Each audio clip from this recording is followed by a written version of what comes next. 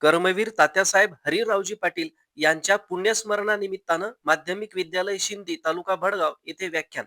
गाडी घेऊन व्याख्यानासाठी मी निघालो. शिक्षणाचा मार्ग खडतर असतो असे म्हणतात, ते आज अनुभवायला आले. गाडीतून उतरताच मित्र श्री अश्विन पाटील सर यांनी स्वागत केले.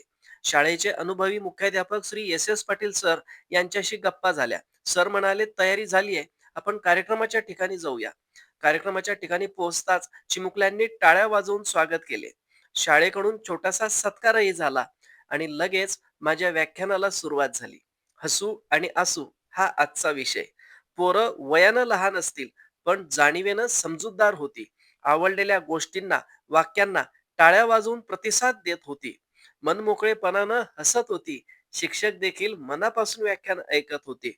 स्वर्गीय तात्यासाहेबांच्या पुण्यस्मरणानिमित्ताने अनेक समाज उपयोगी उपक्रम ही सारीच संस्था राबवत असते.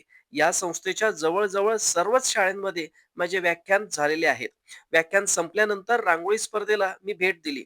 अनेक मुलींनी आणि मुलांनी देखील उत्तम रांगोळ्या काढल्या होत्या.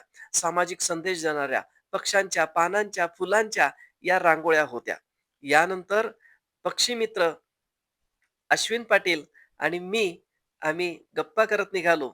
या साऱ्यांचा मी निरोप घेतला आणि घराकडे निघालो. माध्यमिक विद्यालय शिंदीनं मला व्याख्यानाला आमंत्रित केलं. त्यांचं मनापासून आभार.